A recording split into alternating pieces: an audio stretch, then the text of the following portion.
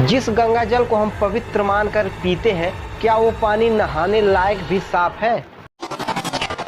जिसके प्रति 100 ml पानी में 1 करोड़ से ज़्यादा मल बैक्टीरिया मौजूद हो सकते हैं। जो नदियां शहरों के बीचों बीच से गुजरी हैं, वो तो कंप्लीट नाला बन चुकी हैं। कौन जिम्मेदार है इन सब का? इन नदियों का पानी इतना ज़्यादा टॉक्सिक क्यों होता जा रहा है, इसे समझने से पहले ये समझते हैं कि भारतीय नदियों का भौगोलिक चित्रण कैसा है। अगर इसे गंगा नदी के एग्जाम्पल से समझे तो उत्तराखंड के गंगोत्री से निकलती है भागीरथी नदी और ये देवप्रयाग नामक स्थान पर जाकर मिलती है अलकनंदा नदी से और यहीं पे निर्माण होता है गंगा नदी का।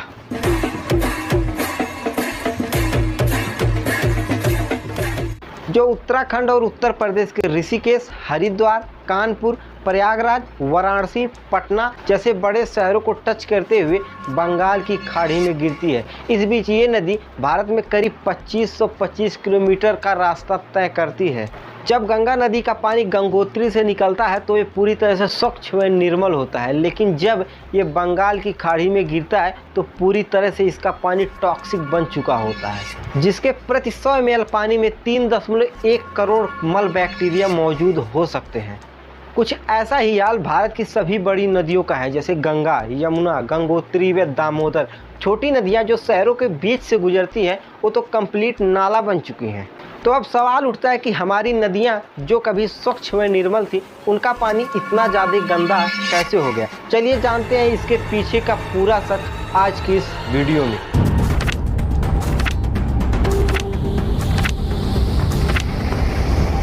सबसे पहला कारण घरों से निकलने वाला सीवेज।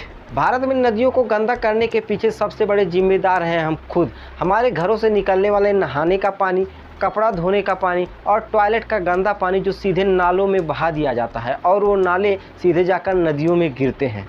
भारत में हर दिन 62 मिलियन लीटर पानी सीवेज का निकलता है, जिसमें से सिर्फ 23 मिलियन लीटर पानी का ही ट्रीटमेंट होता है, यानी लगभग 39 मिलियन लीटर गंदा पानी सीधे नदियों में बहा दिया जाता है। दिल्ली में यमुना नदी में गिरने वाले 22 नालों में से सिर्फ 13 में ही STP जोड़ा गया है, बाकी नाले सीधे ही गंगा नदी में गिर जाते हैं। इसीलिए अकेले घरेलू सीवेज ही नदियों को प्रदूषित करने का सबसे बड़ा कारण है, करीब 70%। दूसरा कारण औद्योगिक कचरा। देश में हजारों फैक्ट्रियां नदियों के किनारे बनी है। फॉर एग्जाम्पल कानपुर का चमड़ा फैक्ट्री, सूरत की फैक्ट्रियां और दामोदर नदी के पास कोल माइन व स्टील प्लांट। इसमें से बहुत सी नदियां बिना ट्रीटमेंट के पानी छोड़ती हैं, जिसमें टॉक्सिक मेटल्स और केमिकल्स पाए जाते हैं। भारत में 60% इंडस्ट्रियल इकाइयों के पास खुद का ETP प्लांट नहीं है। जहां है वहां भी 30% से ज़्यादा बंद पड़े हैं या फिर ठीक से काम ही नहीं करते। ये केमिकल्स नदियों को जहर बना दे रहे हैं, जिससे उसमें रहने वाले जीव खत्म होते जा रहे हैं।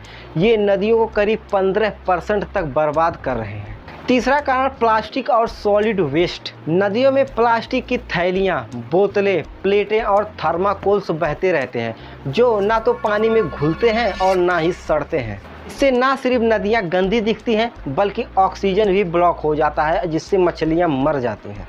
भारत में हर साल 3.5 मिलियन टन प्लास्टिक का कचरा पैदा होता है, जिसका एक बड़ा हिस्सा जलाशय और नदियों तक पहुंचता है। CBC की एक रिपोर्ट के अनुसार 60% नदियों के किनारे खुले में प्लास्टिक का कचरा पाया जाता है, जो कि धीरे धीरे माइक्रो प्लास्टिक में बदलकर इंसानों के शरीर तक पहुंच रहे हैं। चौथा कारण जिसे लोग नज़रअंदाज कर देते हैं, लेकिन इनका बहुत बड़ा कंट्रीब्यूशन है नदियों को गंदा करने के पीछे, धार्मिक कचरा। आस्था के नाम पर हम लोग क्या क्या नहीं करते। फूल, पूजा का कचरा, राख, कपड़े, मूर्तियाँ सब सीधे नदियों में बहा दिए जाते हैं। ये बायोडिग्रेडेबल चीज़ें पानी में नहीं घुलती, जिससे नदी में बायोकेमिकल ऑक्सीजन डिमांड बढ़ता है और जल जीवन मरता है। सिर्फ वाराणसी में 2 से 3 टन धार्मिक कचरा रोज गंगा नदी में गिरता है। 2019 में की गई एक अध्ययन के मुताबिक गंगा नदी की मूर्तियों में कई जगह शीशा मिला था, जो कि इंसानों के लिए भी बहुत खतरनाक है। आस्था के अनजाने में हम नदियों को बहुत ज़्यादा नुकसान कर रहे हैं, जिसकी हमें बहुत ज़्यादा कीमत चुकानी पड़ सकती है। ये तो बात हुई उन कारणों की जिनकी वजह से नदियाँ इतनी ज़्यादा गंदी होती जा रही हैं। इसका क्या इफ़ेक्ट पड़ रहा है इंसानों और जानवरों पर, और इसका क्या सॉल्यूशन हो सकता है, इस पर एक अलग से वीडियो बनाया जा सकता है।